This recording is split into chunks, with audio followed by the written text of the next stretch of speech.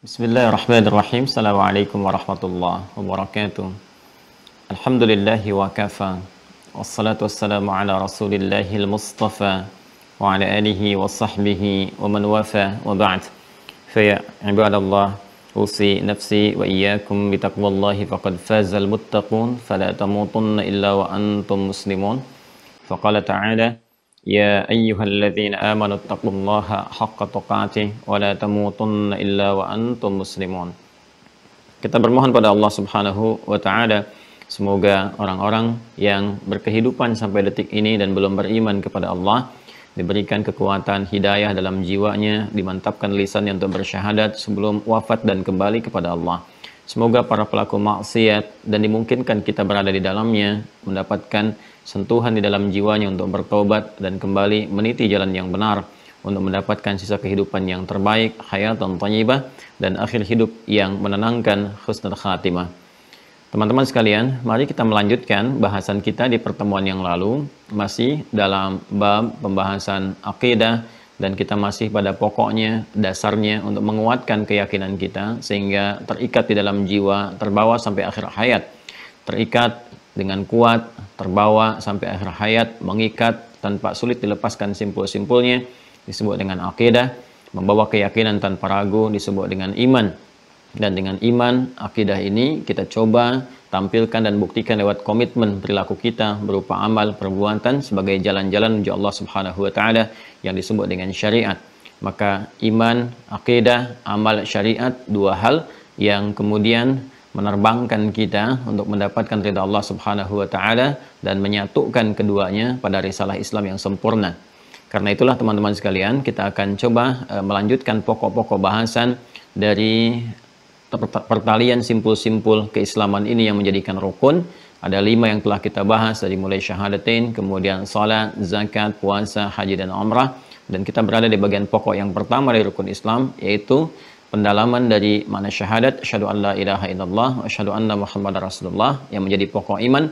Dan pokok-pokok iman ini diturunkan kembali detailnya kepada 6 bagian utama yang telah kita uraikan di pertemuan yang kemarin, yaitu mengenal Allah Subhanahu wa taala, yang kedua mengenal malaikat dan segala yang terkait dengannya, yang ketiga kitab-kitab yang menjadi pedoman kehidupan, yang keempat para rasul yang diutus untuk menjelaskan pedoman kehidupan dimaksud, yang kelima adalah tentang hari akhirat di mana saat kita berpulang, dan keenam tentang qada dan qadar yang mengatur tentang tata kelola kehidupan kita.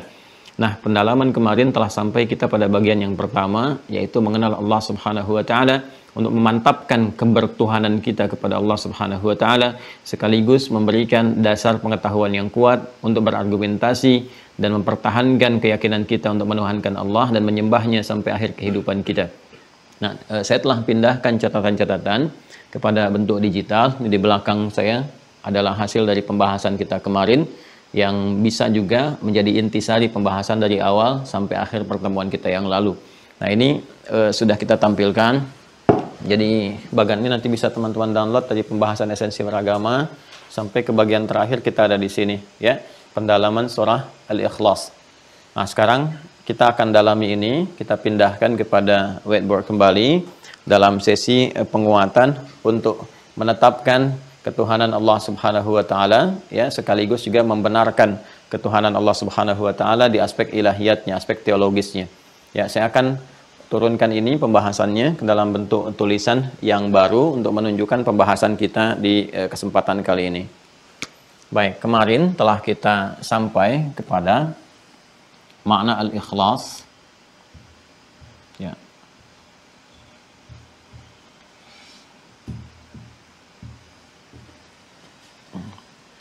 Dan dengan turunnya Quran surah ke-112 dengan namanya, kan?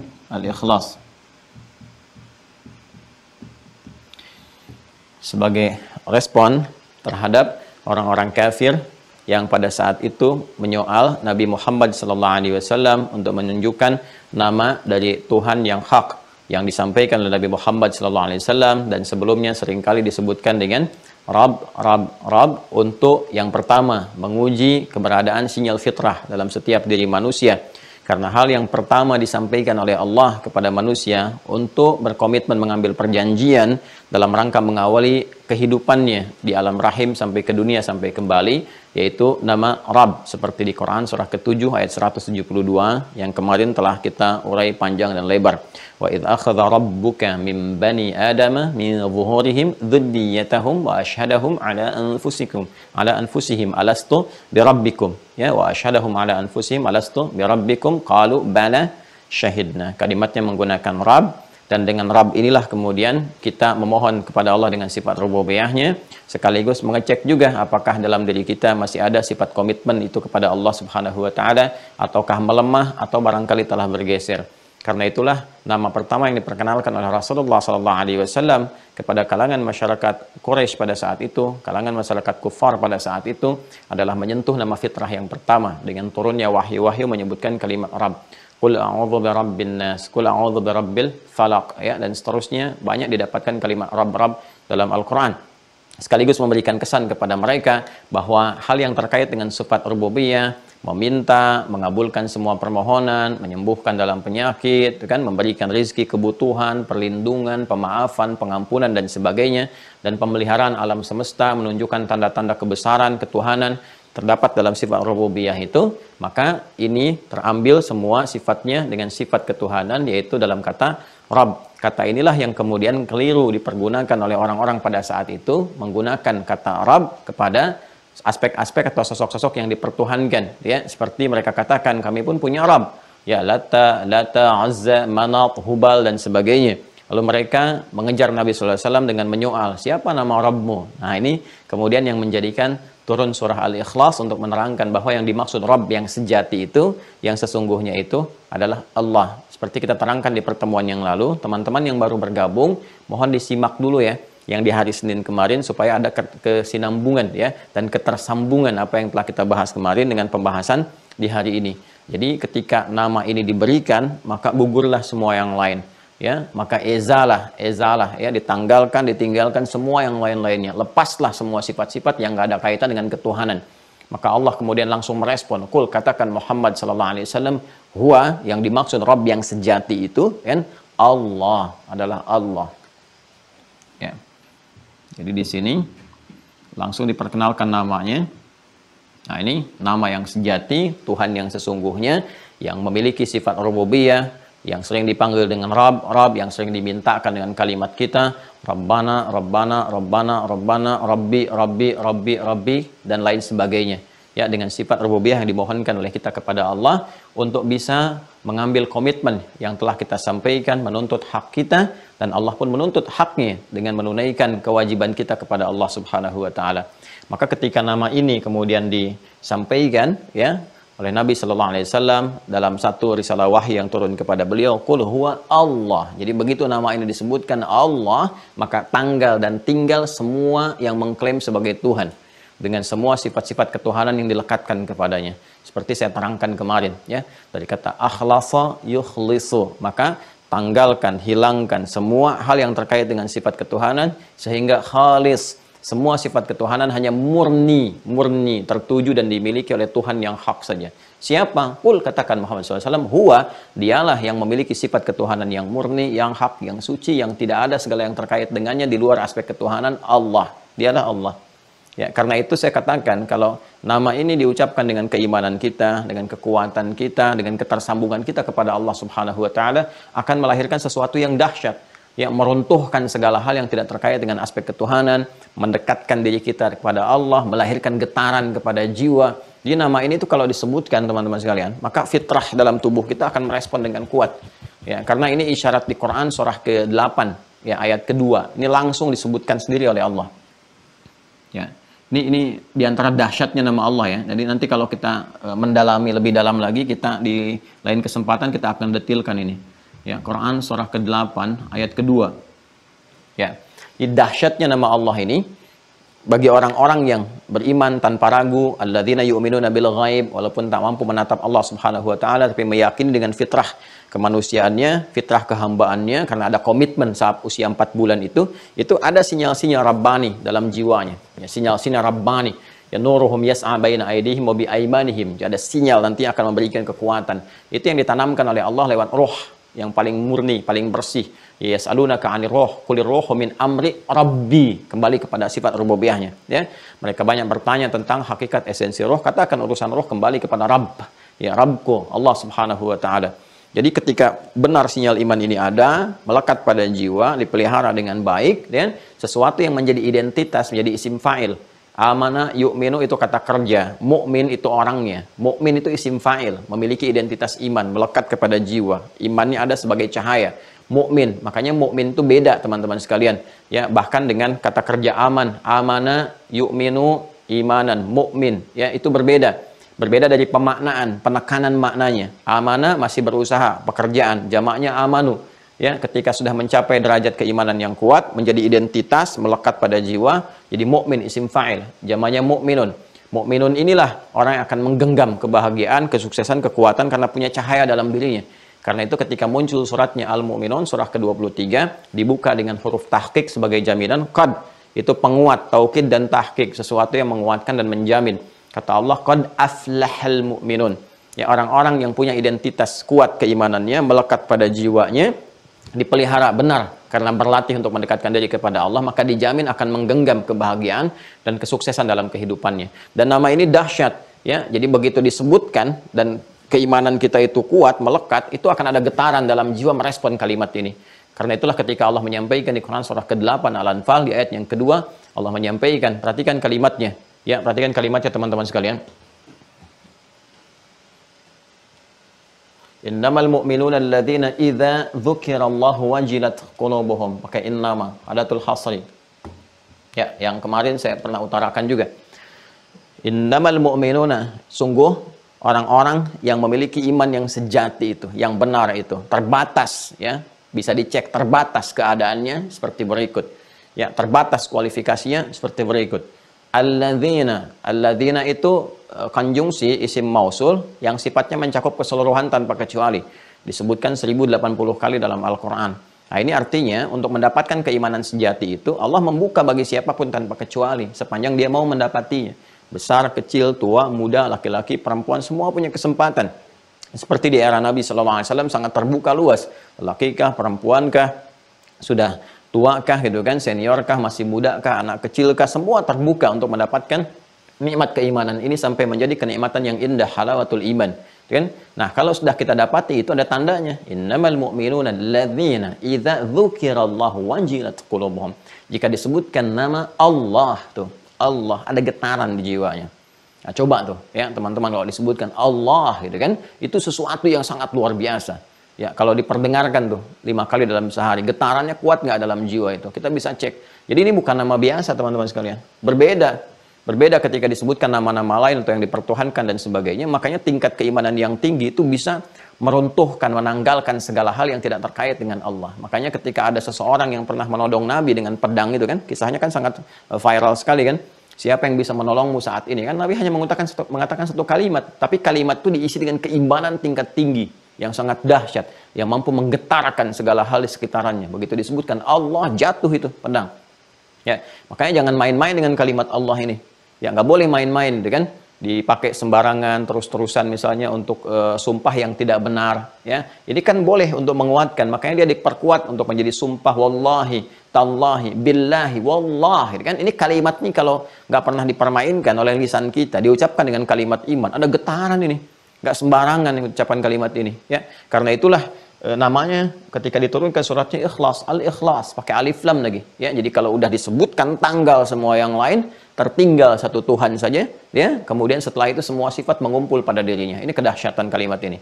Ya, kemudian diterangkan, dan keterangan ini ya untuk menerangkan sifat-sifat yang terkait dengan Allah ini sekaligus menanggalkan, ini ikhlas, meninggalkan semua hal-hal yang dilekatkan kepada Tuhan-Tuhan ya, atau yang dipertuhankan selain Allah Subhanahu wa taala, Tuhan-Tuhan yang tidak hak, gitu kan? Nah, maka mari kita teruskan teman-teman sekalian. Ini kita dalam rangka masih mengelaborasi dan mendalami, gitu kan?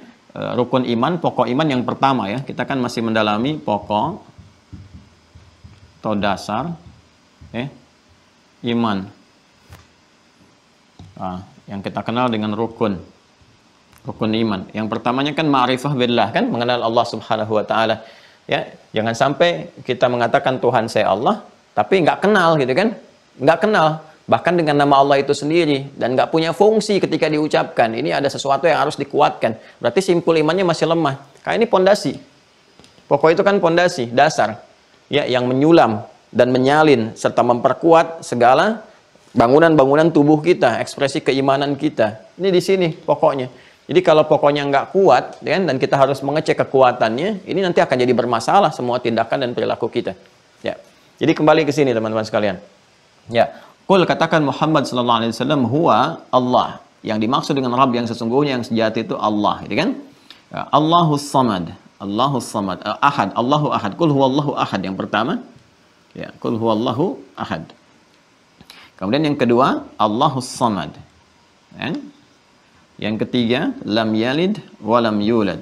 Lam yalid wa lam yulad.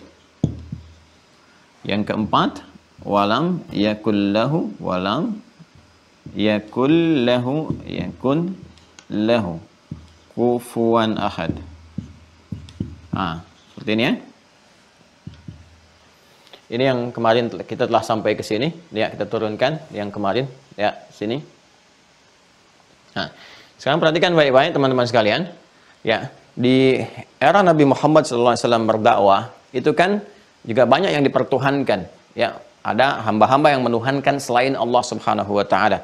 Ya, ada yang menuhankan banyak tuhan seperti yang dihadapi Nabi pada saat itu, masyarakat dengan politeism yang menuhankan Lata, Manat, gitu kan, Uzza, Hubal, ada dua jenis ya tuhan-tuhan ini, yang ada yang dibikin dari batu disebut dengan wathanun, jamaknya authan.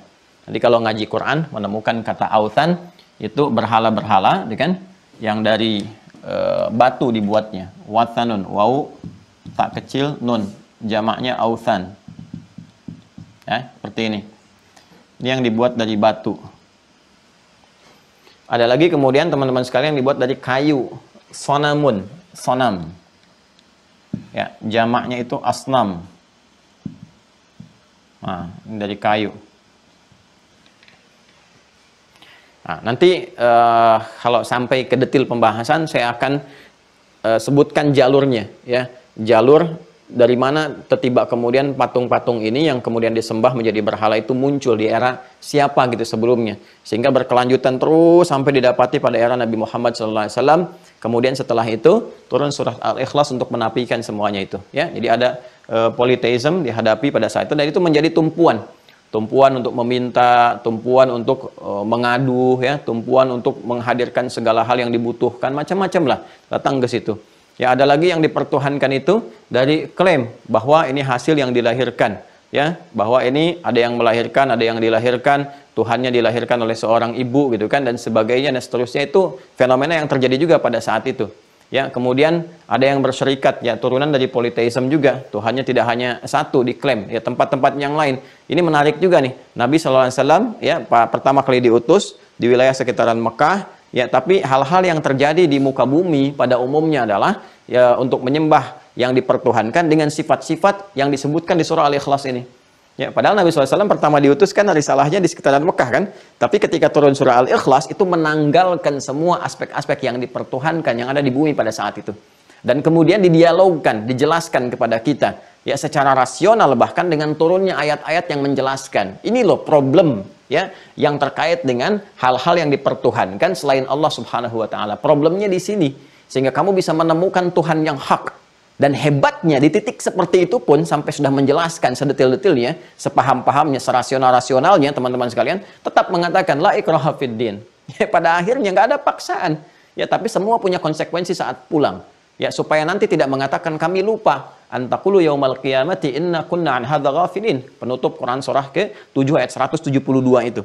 Ya, supaya kalian nggak berkata di akhirat kami lupa ya Allah. Itu kan masa dalam kandungan, kami nggak ingat lagi. Maka Allah terangkan, ya aku sudah terangkan, turun ayat, turun nabi, turun rasul, aku jelaskan tanda di alam semesta dan sebagainya. Kamu belum yakin juga, kamu sekarang katakan kamu lupa. Nah, itu 5 kali aku ingatkan bahkan dalam sehari, supaya engkau mencari petunjuk lewat telingamu. Yang kau melihat orang-orang menyembah Allah dengan matamu, engkau berpikir, aku berikan keterangan. Ayat-ayat aku jelaskan, secara rasional aku terangkan pada jiwamu. Sekarang aku tanya pendengaranmu, penglihatanmu, termasuk juga nalarmu. Inna sam'a wal basara wal fu'ada kullu ulaika kana anhu mas'ula. Quran surah ke-17 ayat 36. Jadi Allah itu menutup semua celah terkait dengan aspek ilahiyat supaya manusia nggak ngeles di kemudian hari. Ya, menutup semua celah-celah yang menjadikan kita masih menyoal apakah Allah benar Tuhan yang hak, dijelaskan semuanya. Sampai kita menemukan yang sesungguhnya dengan panduan keilmuan kita yang bening, ulul ilmi qa'iman bil qista. Sepanjang ilmu itu digunakan dengan benar. Ya, itu yang di Quran surah ke-3 Al Imran ayat 18 itu. Syahidallahu annahu la ilaha illa huwa wal malaikatu wa ulul ilmi qa'iman bil qista. Ya, sepanjang ilmu itu digunakan dengan benar untuk mencari kebenaran, bukan membenarkan apa yang hawa nafsu inginkan, ya kan? Karena ada yang menetapkan panduan menuhankannya itu lewat hawa nafsunya. Di Quran surah Al-Jathiyah surah ke-45 ayat 23 itu kan, afara'aita man ittakhadha ilahahu hawa, ya kan? Apa engkau tidak menyaksikan ada orang-orang yang, ya kan, menetapkan standar ketuhanannya itu melalui nafsunya. Ya, karena itu diibaratkan mengambil nafsu bahkan sebagai Tuhan, jadi mengembalikan semua kepada nafsunya. Ya, pokoknya pengennya begini ya begini gitu. Ya, sementara standar rasional yang sudah disebutkan itu nggak masuk pada dirinya karena menutup diri dengan nafsu itu. Jadi persoalan. Tapi yang paling berbahaya itu yang kekinian, menyampaikan segala sesuatu seperti logis, tapi sebetulnya ada apa yang disebut self contradiction. Kontradiksi dalam dirinya sendiri, ya, mengatakan seakan-akan ini seperti logis padahal nggak logis gitu. Ya, padahal tidak logis. Ya, ini yang paling berbahaya teman-teman sekalian. Nanti kita belajar nih satu-satu begini nanti saya turunkan beberapa insya Allah ya, beberapa kaidah premis-premis di ilmu mantik. Sekarang ini kan banyak kayak nampilkan logika seakan-akan benar, kalimatnya ditata bagus padahal itu bermasalah. Ya, dari epistemologi ilmunya bermasalah, dari premis yang dibangun juga lemah gitu. Tapi masyarakat awam kurang memahami ini sehingga seakan-akan kalimatnya benar, gitu kan. Ya, nanti kita bahas satu-satu. Gampang. Sekarang tanda-tandanya udah banyak, casingnya juga banyak, gitu kan. Seperti apa ya contohnya? Ya, yang ngetren-ngetren lah ya, gitu kan.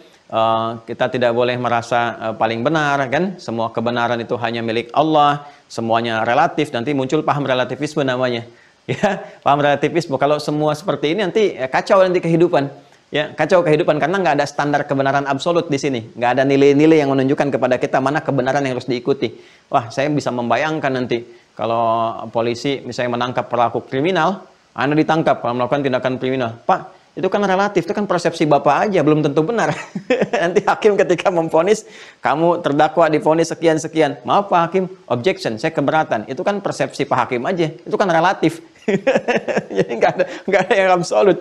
Karena itu mesti ada satu hukum yang diikuti, disepakati kebenarannya. Di situ kemudian menjadi satu tuntunan kehidupan, menjadi hukum absolut yang mutlak. Nah, kalau kita katakan Allah kemudian menjadi tumpuan satu kebenaran, maka Allah harus memberikan kepada kita pedoman.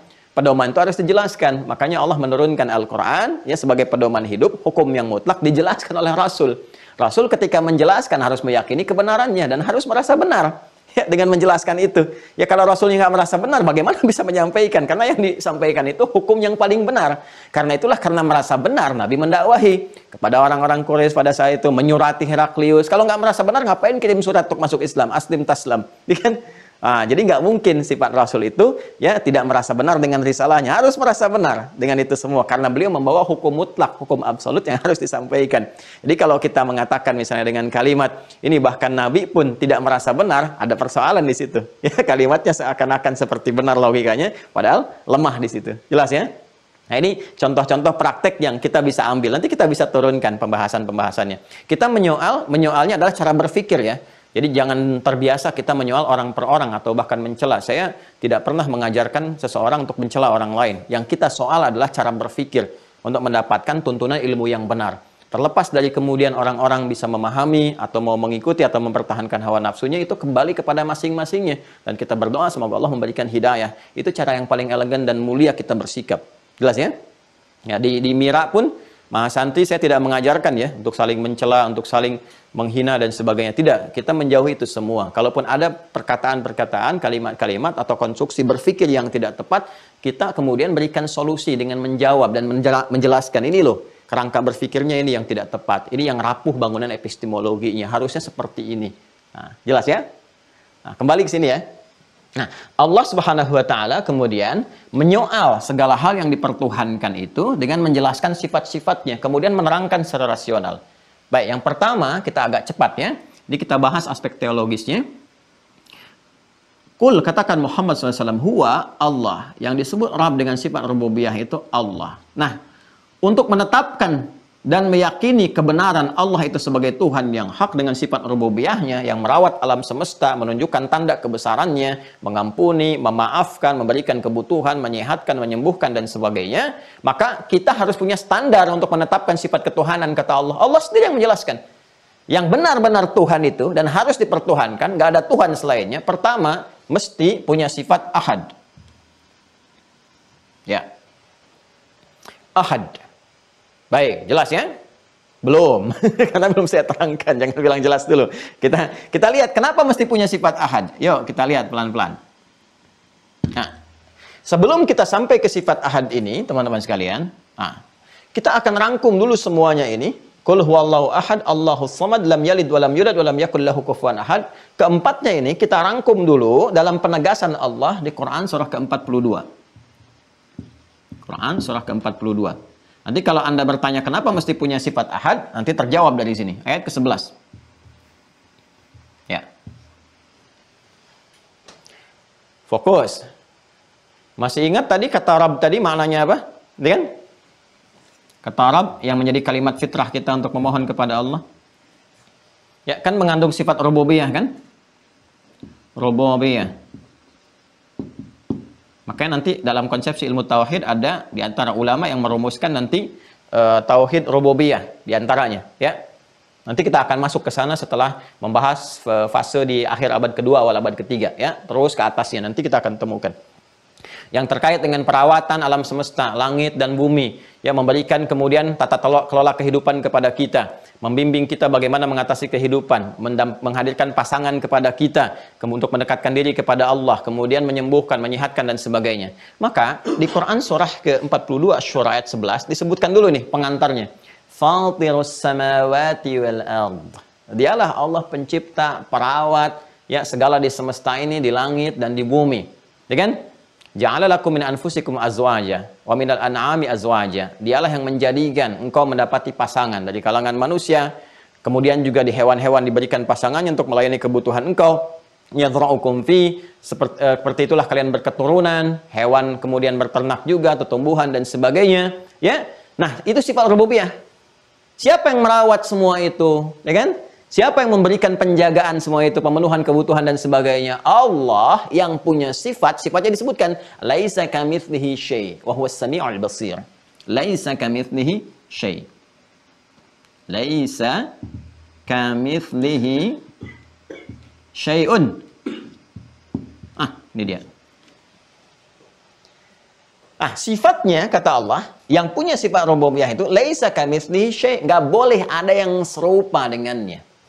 Ya, mukhalafatul hawadits, mesti berbeda. Ini kesimpulannya. Mesti berbeda mutlak 100%, 100% different. Mesti 100% berbeda dengan selain Tuhan. Jadi yang punya sifat rububiyah, Tuhan yang hak, Allah ini yang disebutkan di Al-Ikhlas, maka yang pertama itu, dasar yang paling pertama, yang paling rasional, sifat Tuhan itu mesti berbeda sama sekali dengan yang bukan Tuhan. Laisa kamitslihi syai'. Syai' di sini nggak pakai alif lam, syai'un sama sekali, mutlak. General, nakirah. Jadi semua hal yang terkait dengan sifat ketuhanan nggak boleh dimiliki oleh selain Tuhan, harus beda. Ya. Jadi kalau kita sebut Allah itu Khaliq, Quran surah ke-15 ayat ke-28, wa idz qala rabbuka lil malaikati inni khaliq. Ya, satu-satunya ya yang kita temukan Allah yang hak itu yang di dalam firman-Nya di Al-Qur'an langsung menyebut saya Khaliq.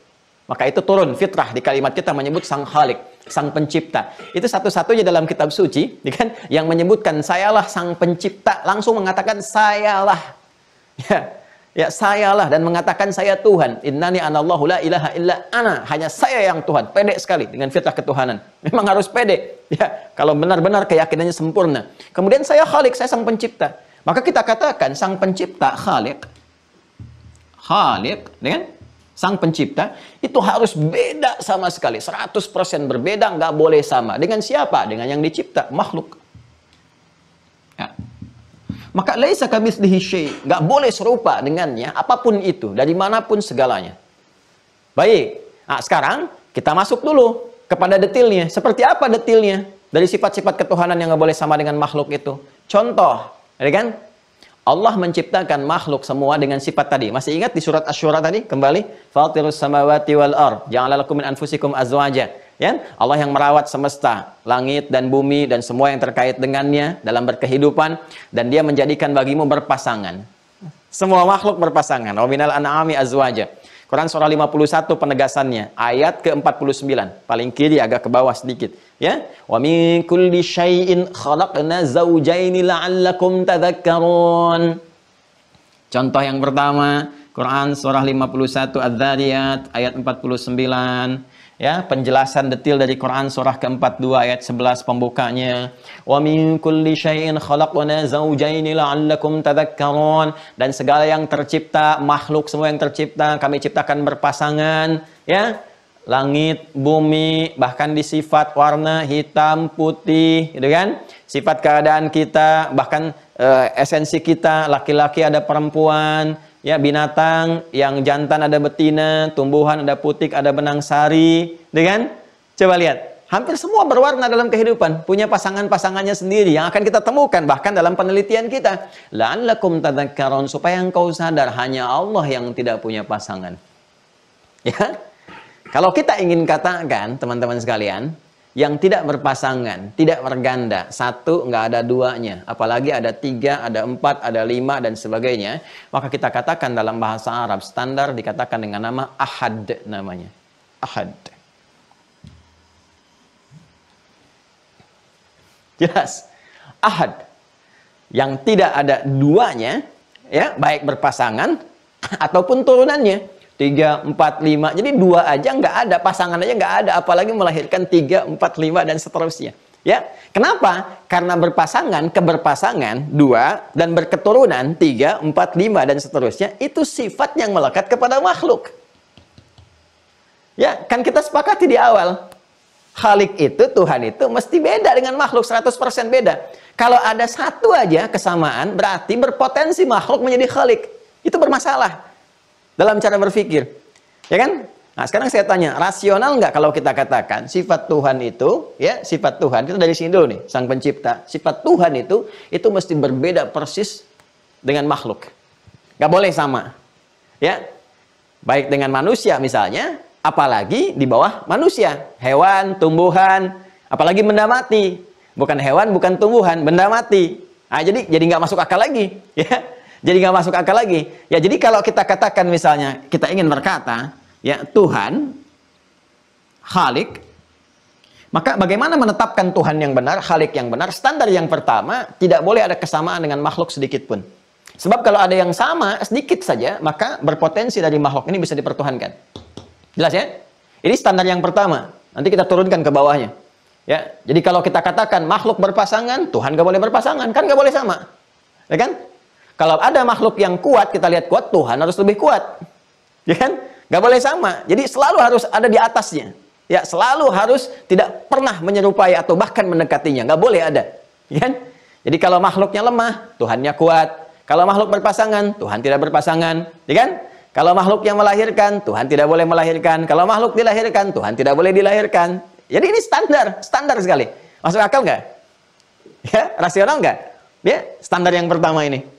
Jadi nggak boleh ada yang sama sedikit pun dengan sifat Tuhan. Kalau tidak, nanti sebagian yang dianggap sama itu nanti bisa dipertuhankan. Dan standar ini akan menurun nantinya.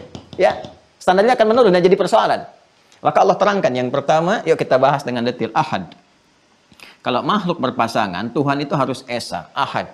Jadi ada wahid, ada ahad, itu berbeda. Kalau kita katakan wahid itu ordinary number, dalam bahasa Inggris itu kan ada tingkatan. Wahid, itsnain, tsalatsa, arba', khamsah dan seterusnya. Atau al-awwal, ats-tsani, ats-tsalits, ar-rabi' dan sebagainya. Ya kan?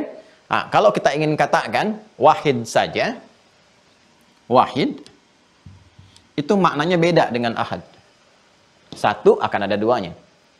Karena itu kalau kita ingin merubah wahid jadi ahad, ya, maknanya sama dengan ahad, tambahkan kemudian, ya, sifat yang mengiringinya atau yang melekat dengannya. Ya, jadikan dia mausuf yang disifati, kemudian wahidnya jadi sifat. Contoh misalnya, Tuhan yang satu, ya, katakan Tuhan itu satu misalnya kan. Nah, kita bisa katakan kul huwallahu ahad atau kita katakan ilahun wahid. ilahun wahid. Kalau kita tambahkan wahid ini dengan yang disifati sebelumnya kata ilahun wahid, maka berubah ini maknanya menjadi ahad. Ya. Awas. Jadi untuk membentuk kata ahad ini bisa tunggal dengan sendirinya ahad atau kita katakan ilahu wahid. Tapi kalau wahid saja, wahid itu bisa jadi dua, jadi tiga. Tapi kalau ini kita tambahkan kalimatnya, yang ini kemudian menjadi sifat ilahun wahid, maka menjadi ahad. Jadi kalau kita katakan, hei Tuhan kalian itu bukan dua, bukan tiga dan sebagainya, Tuhan kalian itu satu, ya, maka kita katakan ilahukum ilahu wahid. Tuhan kalian yang hak yang sesungguhnya itu satu, ya. Quran surah kedua Al-Baqarah ayat 163. Quran surah 2 ayat 163. Wa ilahukum ilahu wahid. Ya, paling kiri sebelah bawah. Wa ilahukum, dan Tuhan kalian itu yang hak, yang benar, yang memenuhi standar-standar ketuhanan, dan kalian bisa uji, bisa cek, bisa analisis dengan logika kalian, dengan ilmu yang benar, silahkan. Sangat terbuka. Kalau sudah dijelaskan kalian yakin, masuk Islam, beriman, alhamdulillah. Kalau tidak pun nggak ada paksaan. Tapi ketika kembali kepada Tuhan yang hak, masing-masing punya konsekuensi. Adil nggak? Ya, hukumnya tidak memaksa, menyampaikan secara rasional, dalilnya ada. Wa ilahukum ilahu wahid. La ilaha illa huwa rahmanur rahim. Siapa ilahukum ilahu wahid itu? Tuhanmu Tuhan yang satu. Siapa namanya? Allah. Ya, begitu sudah muncul kalimat Allahnya, ininya kemudian hilang, diganti dengan kalimat yang tegas, ahad. Qul huwallahu ahad. Yang dimaksud ilahukum ilahu wahid itu Allah. Itulah yang mengandung dan memiliki makna ahad. Baik, jelas? Nah, jadi ketika Allah menerangkan Tuhan itu mesti satu, logika pertama adalah untuk membedakan dengan makhluk yang nggak boleh dipertuhankan. Kalau makhluk berpasangan, Tuhan itu nggak boleh berpasangan. Sifat ketidakberpasangan dan tidak kemudian berketurunan, tidak kemudian melahirkan turunan-turunan, maka disebut dengan ahad. Sekarang bertanya lagi, emang kenapa Tuhan yang nggak boleh 2, 3, 4, dan seterusnya? Kenapa harus tunggal? Maka dijelaskan secara rasional. Perhatikan, Quran surah ke-21 ayat 22. Quran surah 21 Al-Anbiya ayat 22.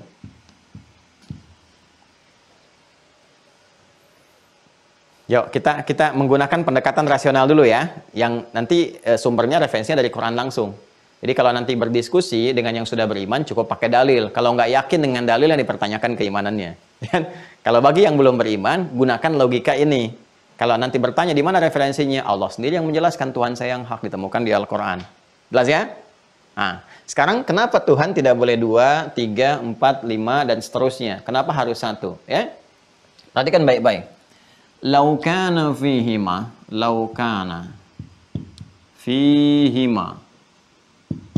alihatun illallahu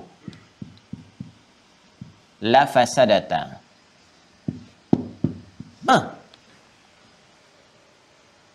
Ya, perhatikan kalimatnya. Kita lihat dulu di Asy-Syura tadi, Quran surah 42 ayat 11. Fatirus samawati wal ardh. Dialah Allah yang merawat alam semesta ini, langit, bumi, dan sebagainya. Kita sepakat kan bahwa yang mengatur, menciptakan semua langit, bumi ini Allah Subhanahu wa Ta'ala. Ya, jangan katakan ketentuan alam semesta. Siapa yang bikin alam semesta ini?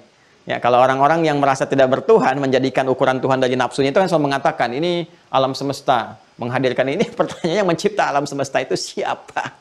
Ya. Kadang-kadang kalau dalam skema yang lain, urusan keduniaan, mau dibawa ke politik, ke ekonomi, ke macam-macam, nalar logikanya kuat gitu. Ya, akalnya sehat, berpikirnya bagus dan sebagainya. Tapi ketika dibawa kepada keimanan, logika itu nggak bisa dipakai. Ya, jangan dikatakan ini alam semesta yang menghadirkan ini, ketentuan ini. Sekarang pertanyaannya, siapa yang menciptakan alam semesta itu? Siapa yang mengaturnya? Itu sebelum kita bertanya, Tuhan yang hak itu sudah menjawab, Fatirus samawati wal ardh. Aku bukan sekedar menjaga, aku yang mencipta. Fatir itu yang mencipta sekaligus merawat. Ya, yang merawat alam semesta. Yang terkait dengan kehidupan kita, langit dan bumi. Samawati wal ardh. Yang kita pijak di bumi, keterkaitan kita kan kalau nggak ke langit, ke atas, yang ada di bumi, daratan dengan lautan. Kan darat, laut, udara gitu kan. Itu kan yang terkaitan dengan kita, kehidupan kita itu. Ya, maka itu yang dirawat, dicipta. Siapa? Allah Subhanahu wa Ta'ala. Ya. Langit dan bumi kalau kita gabungkan ada dua kan, di langit dan di bumi, semua aspek yang terkait dengan kehidupan kita. Ya, kalau kita ambil dengan kata ganti huma namanya. Huma, ya. Kalau kita ingin tetapkan di kedua langit dan bumi itu kita katakan fihima. Ya, fihima, pada keduanya. Jelas ya? Fihima ainani tajriyan fa bi ayyi ala'i rabbikuma tukadziban. Fihima itu pada keduanya, ya. Ada indi waladan. Saya memiliki dua orang anak, ya. Ya, saya memiliki dua orang anak. Misalnya Ahmad wa Fatimah, Ahmad dan Fatimah. Fihima alamatul khair insyaallah. Pada keduanya ada tanda-tanda kebaikan insyaallah. Ya, anaknya baik, anaknya senang, taat pada orang tua dan sebagainya. Kita katakan fihima. Baik. Allah yang merawat langit, mencipta bumi, merawat keduanya. Fihima, kita katakan, ya, pada langit dan bumi itu. Di sini fatirus samawati wal ardh. Perhatikan, ada langit, ada bumi yang dicipta, dirawat dan sebagainya. Sekarang, kalau Anda katakan Tuhannya lebih daripada 1, 2, 3, 4 dan sebagainya, maka konsekuensi logisnya secara rasional, laukana fihima. Kalaulah di langit dan di bumi itu yang menciptakan, mengatur dan sebagainya, alihatun, ada banyak Tuhan, illallahi, selain Allah. Ya, kalau Allah kan jelas satu nih, ahad. Katakan Allah itu satu, kan? Allah itu esa, kan? Ya, kalau Allah jelas kan menunjuk pada yang satu. Allah itu nggak mungkin lafaz menunjuk pada yang banyak, itu nggak mungkin. Ya, karena itu kata Allah itu nggak akan ditemukan kecuali menunjuk pada syariat Islam. Cuma di Islam, makanya nggak bisa dimodifikasi pada nama-nama Tuhan yang lain, nggak bisa, karena memang itu memang khusus ditujukan kepada Tuhan, ya, bagi orang yang beriman dalam Islam. Tuhannya orang Islam, Allah, jelas. Ya, ketika turun ayat yang mengatakan kul huwa Allah, jelas ya. Nah, ini memang identitas. Jadi kalau ada di keyakinan lain menyebut Tuhannya dengan Allah, misalnya, ini tanda-tanda kebaikan. Artinya secara fitrah menyadari Allah itu Tuhan, ya kan? Tinggal mencari jalan untuk kembali kepada Allah Subhanahu wa taala, ya. Nah, ini kalaulah pada pemeliharaan pencipta langit dan bumi itu ada banyak Tuhan selain Allah, ya, yang dipertuhankan, Tuhannya 2, 3, 4 dan sebagainya, maka secara logika, ya, secara logika, la fasadata, akan rusak nanti. Nggak akan stabil pemeliharaan langit dan bumi itu. Kenapa? Ya, karena pada dasarnya lebih daripada satu itu akan melahirkan juga pemikiran-pemikiran yang beragam, ide-ide yang beragam, keinginan-keinginan yang tidak sama. Nah, ini bagian dari sifat makhluk. Ya, sesuatu yang banyak, yang beragam, yang keberpasangan lebih dari satu, sifat makhluk. Karena itu kalau Anda ambil sifat makhluk yang berpasangan, yang banyak dan sebagainya, yuk kita sebutkan. A, B, C. A, Adi, Budi, Chandra. Ada 3 orang, ya kan? Kemudian 3 orang ini apakah memiliki pikiran yang sama? Tidak. Ya, sekarang aja di Zoom seperti ini, Anda punya di keluarga 3 orang.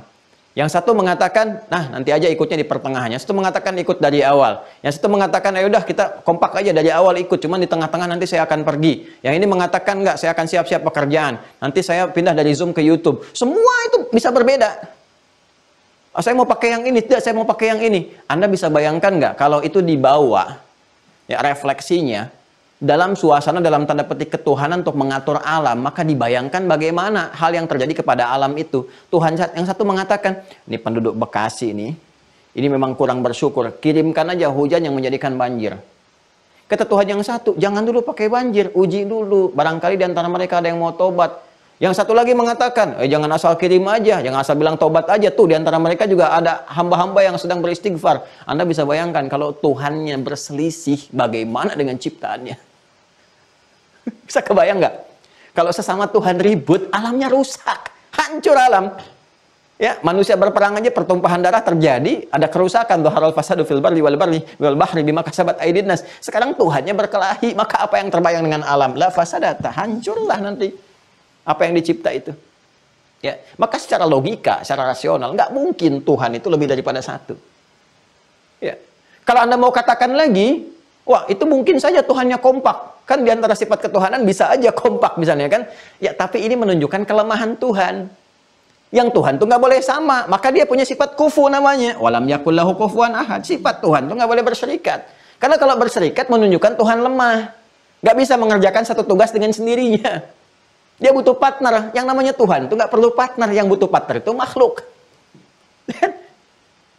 Ya, yang butuh partner itu makhluk. Partner itu menunjukkan kelemahan. Nggak bisa kerja sendiri. Ya, nggak bisa menguasai. Lalu untuk apa Allah menciptakan malaikat? Untuk apa menciptakan? Kalau Allah bisa sendiri. Untuk kemaslahatan makhluk, Joni. Dan untuk pembuktian kepada Anda, supaya saat Anda menuntut, ada pembuktian kepada Anda. Karena itu Allah Maha tahu dengan segalanya. Ya. Nah, ayo balik ke sini. Balik ke sini, ya. Jadi ini logika yang pertama yang Allah sampaikan kepada kita. Kalaulah kemudian tidak punya sifat ahad ini, maka jadi persoalan. Yang pertama, akan ada potensial di makhluk yang dipertuhankan, karena ada sifat-sifat yang dimiripkan di dalamnya, dan potensial makhluk bisa diangkat menjadi Tuhan. Ini berbahaya. Ya kan? Baik, maka mesti beda secara entitas, ya, zatnya harus beda. Jadi nggak boleh kemudian memiliki sifat-sifat makhluk, diantaranya adalah sifat ahadnya. Kemudian kalaupun Tuhan dianggap lebih daripada satu, ini akan ada persoalan dalam pengelolaan alam semestanya. Ya. Jadi kalau nanti ada yang mengklaim misalnya Tuhannya 2, 3, 4, 5 dan sebagainya, tinggal dipertanyakan bagaimana pengelolaan alam semesta itu. Ada pembagian tugas gimana pembagian tugas itu? Siapa komandannya? Kan? Apakah ada hierarki dalam ketuhanan dan sebagainya? Seperti apa birokrasinya? Itu nanti ini jadi makin rumit memahaminya gitu. Ya ini kan jelas. Qul huwallahu ahad, jelas kan? Nggak ada pertanyaan susulan. Apa yang mau ditanyakan pertanyaan susulannya? Kalau ini banyak pertanyaan nanti. Ya, dari 3 Tuhan, 4 Tuhan, 5 Tuhan, 6 Tuhan, pimpinannya siapa? Siapa yang paling berkuasa? Siapa yang muncul duluan? Ya kan? Yang ini jabatannya apa? Birokrasinya bagaimana? Pengaturannya, pembagiannya bagaimana? Kalau semua berwenang pada setiap hal, untuk apa jadi 3? Kenapa nggak 1 aja? Itu selalu kompleks, nanti jadi rumit gitu. Sedangkan agama itu kan memudahkan. Ad-dinu yusrun wala usrun. Ya kalau nggak bisa atau rumit dipahami, bagaimana kita bisa menjalankan tuntunan syariat itu? Sementara untuk memahami aspek teologi saja masih rumit. Makanya kata Allah nggak usah pusing. Qul huwallahu ahad, sudah selesai. Innani anallahu la ilaha illa ana. Jadi kita nggak mikirkan yang lain lagi. Sudah, oh iya, sudah jelas. Paham ya? Nah, jadi ini nggak ada problem di sini. Satu. Makanya namanya pun ini unik, teman-teman sekalian. Ini nggak bisa ditiru. Ya. Gak bisa ditiru dengan apapun, karena Allah sendiri yang menyampaikan dan memilih namanya dengan sempurna. Allah sendiri. Jadi kita nggak bisa mendekat-dekati atau mencoba meniru dan sebagainya. Ini kalau kita kembalikan ke penamaan sejatinya, mau kita apa-apakan ini, tetap kembali kepada sifat ahad. Inilah keistimewaan kebesaran nama Allah sendiri. Nama ayatnya aja, nama Allah itu sudah menunjuk kepada ayat, tanda yang mendekatkan kepada dirinya. Jadi kalau kita hilangkan, saya sering katakan ya, kita hilangkan bagian-bagian apapun dari huruf ini yang membentuk nama Allah ini akan kembali kepada Tuhan yang hak. Yuk, misal kita ingin uji ya. Kita hilangkan nih huruf yang pertamanya. Alifnya kita hilangkan. Tuh. Ya kan? Baca. Lillah. Lillahi ma fis samawati wa ma fil ard. Maknanya masih kembali kepada yang ahad. Lillah, hanya milik Allah. Tuh, tetap kembali. Lillahi ma fis samawati wa ma fil ard. Anda hilangkan lagi lamnya 1. Kalau lam hilang 1, otomatis tasdid hilang. Baca. Lahu mulkus samawati wal ard. Lahu ma fis samawati wa ma fil ard. Hanya milik Allah. Kembali ke Allah lagi. Semua ke Allah, ke Allah, ke Allah. Semua. Kepada yang satu. Kalau Anda hilangkan lamnya 1 lagi, tinggal muncul hu. Hu. Siapa hu ini? Hu itu singkatan dari huwa. Huwa. Karena kalau Anda baca di huwa, kemudian Anda waqaf, maka menjadi hu. Ya, Allahu la ilaha illa huwal hayyul qayyum. Misal, Quran surah ke-2 ayat 255 disebut ayat kursi, atau Quran surah ke-3 ayat yang kedua. Allahu la ilaha illa huwal hayyul qayyum. Berhenti di kalimat hu. Allahu la ilaha illa hu. Kalau nggak bunyi A-nya. Ya, hu. Dari mana asalnya hu? Dari kata huwa. Kalau Anda wakaf di sini huwa, oh, ini. Huwa-nya nggak bunyi. Ya, kalau Anda tanya, apa yang dimaksud hu ini? Ya huwa ke sini.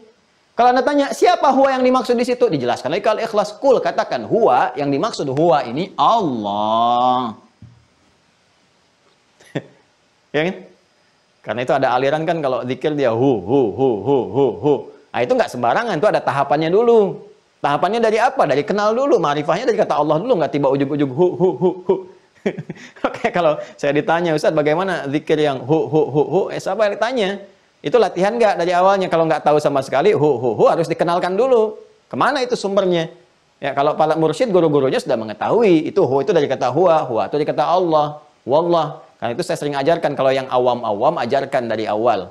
Ajarkan standarnya. Tuh zikir yang lurusnya dulu, yang sempurnanya dulu. Kalau sudah mengenal, sudah paham. Banyak cara berzikir untuk mendekat kepada Allah. Ya, dari apa namanya? Kalau sudah kita mengenal apalagi struktur Al-Qur'an tuh. Ya. Nanti digambarkan umumnya dalam Al-Fatihah. Al-Fatihah terangkum dalam Bismillahirrahmanirrahim. Bismillahirrahmanirrahim terangkum dalam huruf ba. Ba terangkum dalam titik. Titik itu titik dari titik nun wal qalami wa ma yasturun. Ya kan? Makanya orang-orang tradisional ini ada orang-orang yang berdiskusi dengan saya mengatakan, Ustaz, ba itu sebetulnya juga lambang spiritual dari batik gitu. Batik, ba itu katanya bak titik. Bak titik yang merangkum Bismillahirrahmanirrahim. Tapi itu dia nggak bisa menemukan dalil ya. Bisa dikarya-karyakan atau apa, Allahu alam. Tapi itu diskusi ya dengan pengrajin dan sebagainya gitu. Itu Allahu alam, itu kan pandangan-pandangan tradisional, bisa juga dilekatkan dengan budaya, dengan macam-macam. Jangan dipotong ya. Ini cuma ngobrol-ngobrol tuh dengan ini. Jadi jangan langsung tampilan usah. Nah, sekarang kalau kita hapus semuanya, hapus nih. Hilang kan? Hilang, nggak kelihatan tuh. Hilang. Oh. Kelihatan nggak? Nggak kan? Sesuatu yang tidak nampak, tidak terlihat, gaib namanya. Gaib. Ya? Maka sifat gaib pun masih lekat kepada Allah karena tak nampak dalam pandangan kita. Tapi kita yakini tanpa ragu. Yakin tanpa ragu disebut iman. Ya, terus-terusan yakin tanpa ragu sampai kapanpun disebut yu'min. Yu'min, amana yu'minu. Ya, kalau kita jamakkan karena banyak yang yakin tanpa ragu walaupun tak melihat Allah dalam dimensi kehidupan dunia disebut yu'minun. Kalau banyak orangnya tadi dikatakan alladzina, kita katakan alladzina yu'minun. Dengan siapa? Allah yang tak nampak dalam pandangan tapi kita yakin, betul, ghaib, bil ghaib. Al-Baqarah ayat 3, alladzina yu'minuna bil ghaib. Dan dengan keyakinan itu dia masih menyembahnya lewat salat, wa yuqimunas shalah. Kenapa salat diperintahkan oleh Allah yang gaib itu? Ya, innani anallahu la ilaha illa ana fa'budni wa aqimis shalah li dzikri. Quran surah 20 ayat 14. Nyambung semua. Tuh. Jadi namanya pun Allah itu sudah agung, sudah ayat. Kalau Rasul itu mukjizat, kalau Allah itu sudah ayat. Semua firman-Nya disebut ayat. Ayat itu semua tanda yang mendekatkan kepada Allah. Tanda yang mendekatkan pada tujuan disebut alamat namanya. Alamat. Karena itu ketika Anda tanya di mana alamat Ustaz Adi Hidayat, begitu Anda tahu alamatnya lebih mendekatkan kepada tujuan.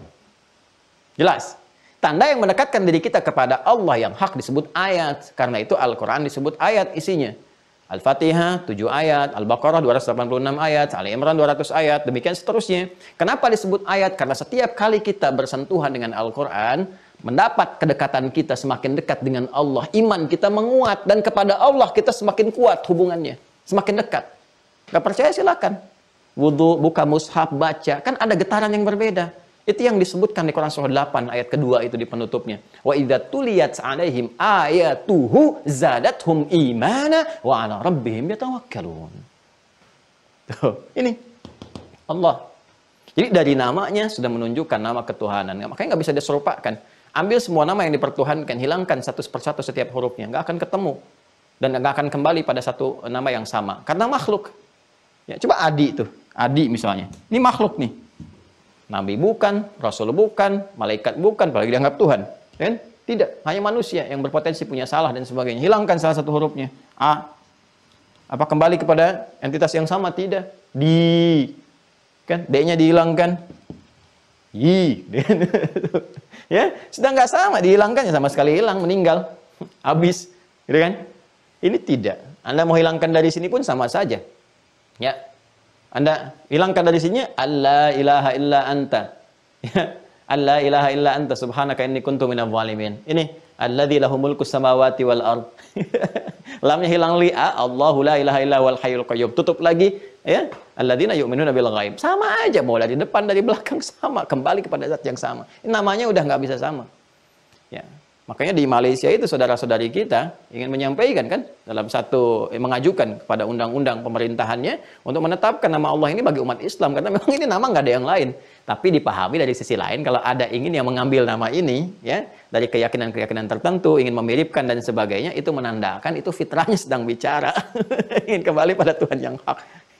Ya, ini alhamdulillah. Jelas ya? Nah, ini problemnya. Nah, karena itu Tuhan yang tunggal ini pun, yang satu ini pun, itu yang paling memungkinkan menjadikan kita tempat bersimpuh. Bayangkan kalau kita mengacu pada Tuhan yang banyak, Tuhannya juga nanti berbeda keputusan. Bersidanglah Tuhan untuk menentukan jawaban kepada kita. Tuhannya lebih daripada 1, 2, 3, 4, 5, 6, sampai banyak misalnya. Kita memohon, ya Allah, anugerahkan aku kelancaran, ya Allah. Dalam akad nikah akan aku langsungkan saat ini. Berikan aku keberkahan rezeki. Kata Tuhan yang satu, baik aku kabulkan. Yang satu mengatakan, jangan dulu, uji dulu. Yang satu mengatakan, jodohnya nggak cocok buat dia. Tuhannya berselisih. Jadi dia kapan nikahnya? Jadi masalah kan? Jadi persoalan tuh, Anda bayangkan. Karena itu, yang penting jadi tumpuan itu ya cuma satu. Cuma satu gitu.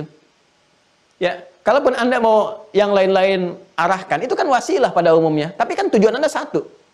Anda kalau mengajukan proposal misalnya kan, ke 1A tertentu lewat sekretaris, lewat ini, kan dia bukan tujuan utamanya, cuma wasilah aja. Ya, makanya kita juga meminta kepada orang soleh untuk mendoakan, misalnya kan, tolong doakan kita. Tujuan kita kan kepada Allah. Ini kan wasilah aja minta. Wasilah itu pun diatur lagi oleh Allah. Gini wasilah yang benar. Gak boleh minta pada yang gak benar. Gak boleh minta pada benda-benda. Gak boleh jadikan ini sebagai wasilah. Nanti muncul syirik. Ini yang dibenarkan. Wasilah bisa lewat amal, bisa lewat sholawat. Ya kan? Minta doa kepada orang-orang soleh, bergaul dengan mereka. Orang soleh itu memohon kepada Allah Subhanahu Wa Taala. Ya, kalau Anda punya kesadaran yang baik, kekuatan, langsung minta kepada Allah. Mintakan langsung tanpa perantara. Silahkan, semua ada aturannya. Tapi tujuan utama As-Samad itu mengacu pada yang satu. Secara logika kan demikian. Ya kan? Jadi jelas tujuannya. Anda mau menuju kepada presiden misalnya kan? Ya, tujuan utamanya kan satu. Yang lain-lain itu perangkatnya saja. Ya, karena pada akhirnya sesuatu yang bisa difokuskan, ditujukan, bersimpuh itu semuanya satu titik saja. Satu titik itu. Ya. Satu titik saja, satu bagian itu. Nah, karena itulah teman-teman sekalian yang bisa menjadi tumpuan, memberikan respon, ya kan? Mengetahui kan, memberikan kekuatan dan sebagainya, respon, pengetahuan, kekuatan, jawaban dan seterusnya, satu titik. Nah, itu kalau kita kumpulkan satu titik yang bisa memberikan respon, menguasai, mengetahui, ya, memberikan jawaban dan sebagainya, itu bahasa Arabnya disebut dengan As-Samad namanya. Ini. Sampai Al-Imam Fakhr Razi dalam kitabnya Mafatihul Ghaib membahas As-Samad ini dengan 18 perkataan, 18 qaulan, 18 uraian. Ya, ini As-Samad. Nah, ini teman-teman sekalian. Jadi kata As-Samad ini bukan sekedar tempat bersimpuh, tapi ada turunan maknanya. Saya punya kitab ini At-Tahrir wa Tanwir, masih ada dengan saya di meja. Nah, karangan Syekh Tahir Ibn Ashur, ini mufassir kontemporer yang ilmunya luar biasa nih. Ya, ilmunya luar biasa. Ini kitabnya. Jilid yang ke-30. Ada 30 jilid, 30 jilid. Halaman 540. Ya, dalam menjelaskan kata As-Samad ini. Nah, ini ya. Yuk kita lihat. Waqad kathura, paling bawah ya, 540 ini paling bawah. Sini ya. Bismillah. Waqad kathurat ibaratul mufassirin min as-salafi fi ma'na as-samad, dan telah banyak sekali ungkapan-ungkapan dari para ahli tafsir di kalangan salaf ya, yang terdahulu fi ma'na as-samad, dengan dalam hal makna as-samad. Wa kulluha mundarijatun tahta hadzal ma'na al-jami', dan semua uraian-uraian ini berada dalam satu lingkup makna yang mencakup secara luas. Waqad anhaha Fakhruddin ila 18 qaulan, dan ya, Imam Fakhruddin Az-Razi dalam kitabnya Mafatihul Ghaib telah menghimpun semua itu, ada 18 makna yang disampaikan para mufassir dan mencakup makna yang tadi telah kita uraikan. Wa yashmulu hadzal ismu sifatillahil ma'nawiyyah al-idhafiyah wa hiya kaunu ta'ala hayyan 'aliman muridan qadiran mutakalliman sami'an basira. Dan kata As-Samad ini, ya, kata As-Samad ini mencakup semua makna yang disandarkan kepada makna As-Samad ini, mewakili banyak makna. Di antaranya apa? Hayyan yang merespon, aliman mengetahui, muridan yang berkehendak, qadiran yang punya kekuatan, kemampuan, mutakalliman yang menyampaikan, itu kan, sami'an maha mendengar, basiran maha melihat. Ya, li'annahu law intafa anhu ahadu hadhihi sifat lam yakun masmu ilaih. Kenapa? Karena kalau hilang salah satu dari sifat-sifat ini, maka hilang esensi sifat ketersandarannya. As-Samad itu kan jadi tujuan untuk bersimpuh, memohon, meminta. Ya, yang diminta nggak dengar, bagaimana bisa mengabulkan? Ya, makanya nanti ditolak, walam yakullahu kufuwan ahad. Ditolak yang dipertuhankan. Ya, manusia aja nggak bisa jadi Tuhan. Masa benda yang dibikin manusia jadi Tuhan? Ya. Makanya Nabi Ibrahim mengajarkan kepada kita kan, waktu beliau berinteraksi dengan umatnya itu, Ya, sampai kemudian di kapak yang paling besarnya dan kaumnya protes pada saat itu. Ya, kenapa engkau menghancurkan Tuhan kami? Ya, tanya pada ini yang paling besar. Dia kan nggak bisa gerak. Ya, kalau nggak bisa gerak, kenapa engkau pertuhankan? Kamu manusia, manusia yang bikin patung-patung ini, manusianya lebih kuat daripada patungnya. Kok bisa patungnya dipertuhankan? Itu logikanya gitu ya. Ini kita sedang diskusi ya, diskusi ya. Jadi kita mendiskusikan pemikiran. Ini argumentasi dari Al-Quran tuh begini. Anda yang bikin, Anda lebih kuat daripada yang dibikin. Kok bisa yang lebih kuat menuhankan yang lemah bikinannya? Ini kan disoal. Nah itu nanti ada di Quran surah ke-22 Al-Hajj. Ya, tolong ya, ayat 73. Teman-teman tuliskan tuh. Quran surah 22 ayat 73. Ya ayyuhan nasu duriba mathalu fastami'u lah. Hai semua manusia, diberikan kepada kamu ya satu contoh permisalan. Ya. Maka coba simak deh. Innalladzina tad'una min dunillahi ya la yakhluquna dzubaba. Sungguh yang kalian sembah itu, yang kalian minta, ya kalian minta, yang kalian bersimpuh kepadanya itu selain Allah itu, ya itu nggak mampu menciptakan lalat saja yang kecil, atau bahkan jangankan mencipta lalat, lalat hinggap pada dirinya itu nggak bisa menepisnya. Ya bahasa Rusia itu menggebah ya, menggebahnya itu. Jadi menepis saja nggak mampu. Jadi dia nggak punya sifat gerak, hayyun nggak punya sifatnya. Ya sami'a nggak mendengar Anda, coba dengar suruh respon nggak dengar, melihat juga tidak, karena Anda yang membuatnya. Kok bisa Anda pertuhankan itu? Jadi Allah itu mengkhitab, ya. Menguji logika berpikir kita. Itu Anda yang bikin, Anda yang lebih kuat, Anda yang dengar, dia nggak dengar, Anda yang lihat, dia nggak lihat, Anda bergerak, dia nggak gerak. Kok bisa Anda yang lebih kuat dari dia menuhankan dia? Jelas ya? Jadi as-samad itu, jadi tumpuan. Tuhan itu kan harus jadi pusat tumpuan kan? Ya, selain punya sifat ahad, dia harus punya sifat somad sebagai Tuhan. Untuk mengabulkan, ya, untuk bisa memberikan respon dan sebagainya. Nah, sifat Tuhan itu bisa menjadi as-samad satu kalau ahad. Kalau banyak susah, seperti tadi saya sampaikan. Yang kedua harus punya sifat merespon, ya, merespon semua apa yang dimintakan saat bersimpuh. Ya, makanya as-samad bermakna masmud ilaihi, sesuatu yang menjadi sandaran dalam permohonan, dalam pengaduan dan sebagainya. Ini nggak mungkin menjadi tumpuan. Pertama kalau tidak esa, tunggal. Yang kedua nggak mungkin punya sifat itu kalau tidak punya sifat-sifat turunan yang dicakupnya. Yaitu tadi, misalnya hayyun, muridun, qadirun, alimun, basirun. Ya, merespon, bergerak, memahami, mengetahui, memiliki kekuasaan, kekuatan, dan mampu memberikan respon-respon sesuai dengan permintaan yang dibutuhkan. Itu as-samad. Dan siapa yang punya itu semua? Kata Allah, hanya Allah. Makanya kalimatnya tidak menggunakan huwa. Allah lagi. Untuk menegaskan. Ya, bisa dalam bahasa Arab dikatakan kul huwallahu ahad, huwa as-samad, bisa. Tapi untuk menegaskan yang punya sifat itu hanya Allah, Tuhan yang hak. Sehingga nggak ambigu lagi. Sehingga Anda nggak tanya lagi dia huwa siapa. Ya, makanya as-samad di sini khabar tsani. Ya. Khabar tsani di Arab itu khabar. Ada mubtada, ada khabar. Ya, khabar itu menjelaskan. Siapa yang dijelaskan ini? Allah lagi. Kata Allah, Allahus samad. Yang punya sifat as-samad itu supaya tidak ambigu, hanya Allah saja. Allah lagi. Kembali kepada Allah. Jelas ya? Jadi yang bisa menjadi Tuhan harus menjadi tempat bersimpuh. Ya, untuk menguji. Pertama harus ahad, yang kedua korelasi ahad dengan yang kedua, yang harus jadi Tuhan itu bisa menjadi tempat bersimpuh, tempat bermohon, tempat mengadu dan sebagainya. Dia harus punya sifat as-samad. Sedangkan untuk punya sifat as-samad itu, pertama dia nggak boleh melebihi sifat tunggal, sifat ahad. Harus ahad. Ya kan? Yang kedua harus mencakup sifat-sifat turunannya. Bisa merespon, bisa bergerak, bisa mengabulkan, bisa mengetahui, mendengar, melihat dan sebagainya. Jadi ini untuk menolak klaim-klaim yang dipertuhankan, yang nggak bisa melihat, nggak bisa mendengar, nggak bisa merespon. Bagaimana jadi Tuhan? Sementara manusia yang menciptakannya, manusia aja nggak bisa mengklaim dirinya sebagai Tuhan. Ini yang diciptakan manusia malah dipertuhankan, kan aneh itu. Ya, jelas ya? Awas, hati-hati nih, hati-hati. Ini dasar dulu nih. Nanti kalau sudah dasar, kita uji dengan pertanyaan-pertanyaan yang pakai logika. Ini yang sekarang casingnya banyak-banyakin. Ini semua istilah-istilah kembali kepada nanti esensi yang satu. Ya, pada akhirnya pendangkalan akidah nanti kita akan lihat atau pelemahan di situ ya. Jelas ya? Nah, kalau ini sudah jelas, maka muncul lagi lam yalid wa lam yulad. Tidak boleh beranak, tidak boleh diperanakkan, tidak boleh berketurunan, tidak boleh hasil dari keturunan. Karena kalau ke situ ya manusia nanti.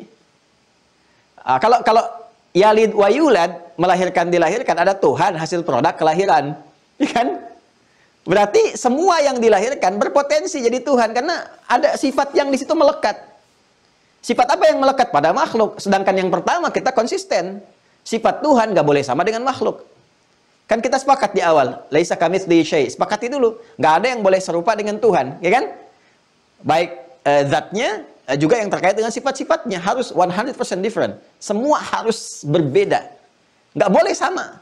Jadi kalau ada misalnya makhluk melahirkan, maka Tuhan nggak boleh melahirkan. Kalau ada makhluk dilahirkan, maka Tuhan nggak boleh dilahirkan.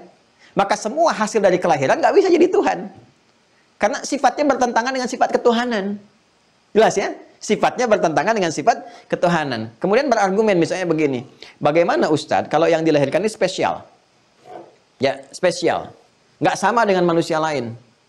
Misal, dia memiliki sifat-sifat terlihat dalam tanda petik ya, terlihat seperti sifat ketuhanan, bisa menghidupkan. Menghidupkan. Loh kok kan yang bisa menghidupkan cuma Tuhan.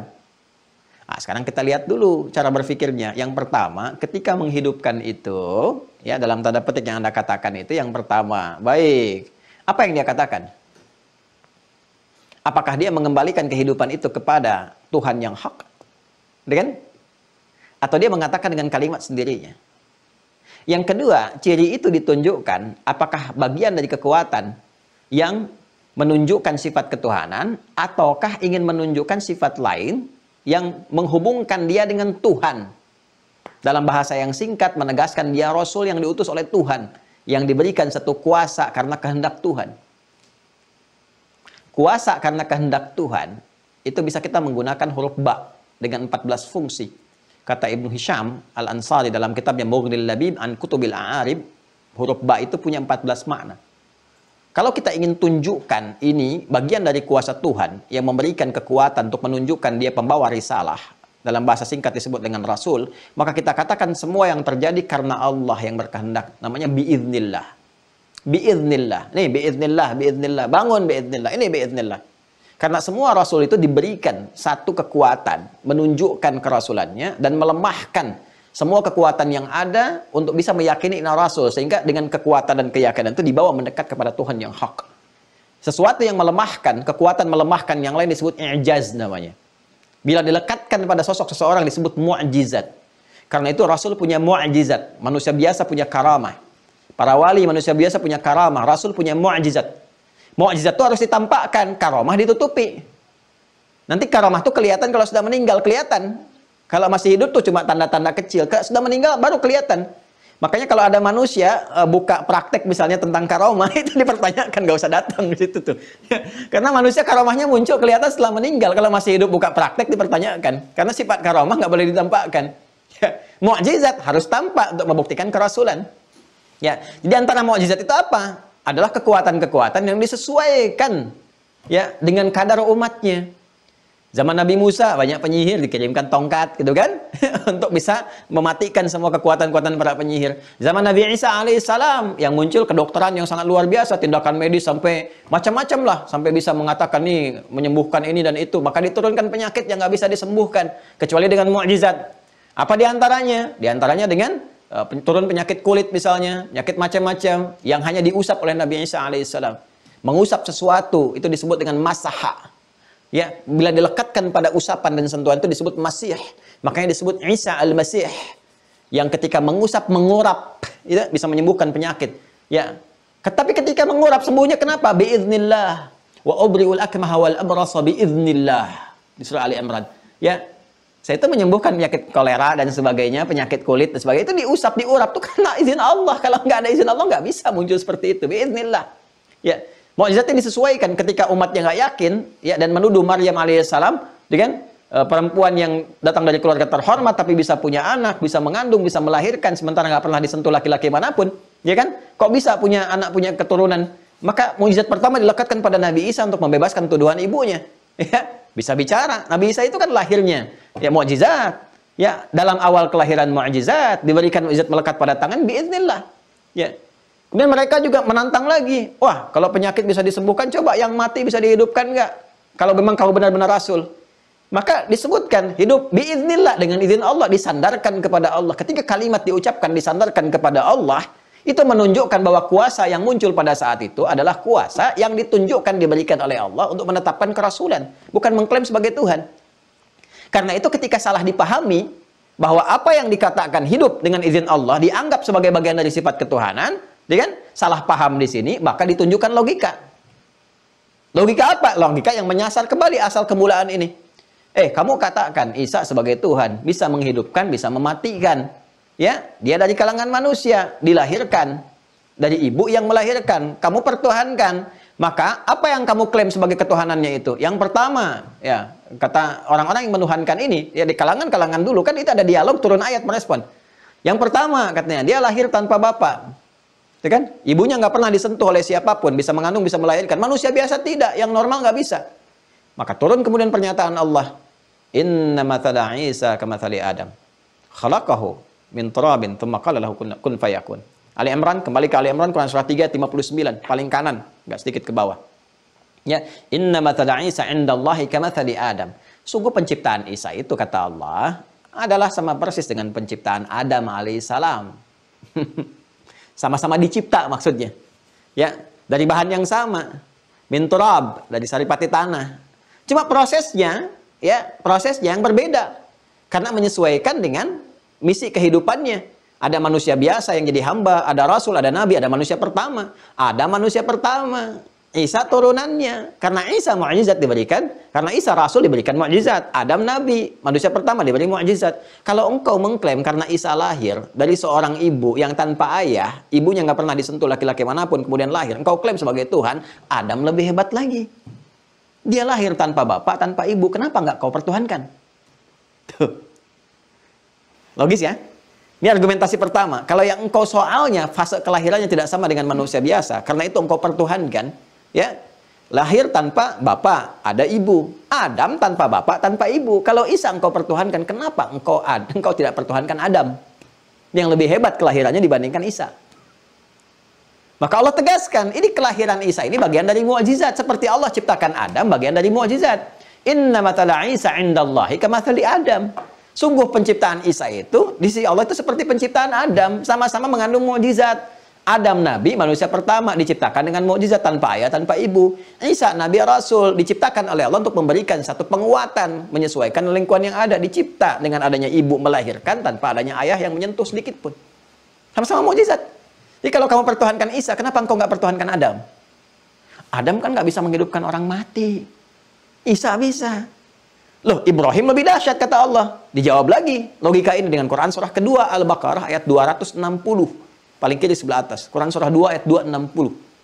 Ya, wa idz qala Ibrahim rabbi arini kaifa tuhyil mauta qala awalam tu'min qala bala walakin liyatma'inna qalbi qala fakhudh arba'atan min at-tayri fasurhunna thumma duhunna yatinaka sa'ya. Ya. Ya. Perhatikan kalimatnya. Wa idz qala Ibrahim rabbi arini kaifa tuhyil mauta. Ketika Ibrahim alaihissalam berdoa bermohon kepada Allah, ya Allah tolong tunjukkan kepadaku bagaimana cara engkau menghidupkan yang mati. Langsung nasabnya dinisbatkan kepada Allah, menghidupkan, mematikan itu kehendak Allah. Qala awalam tu'min, maka Allah menjawab, apa kamu enggak yakin? Ya, kamu enggak yakin, kamu masih ragu? Qala bala, enggak saya yakin sepenuhnya ya Allah. Walakin liyatma'inna qalbi, tapi untuk menenangkan hati, menenangkan jiwa.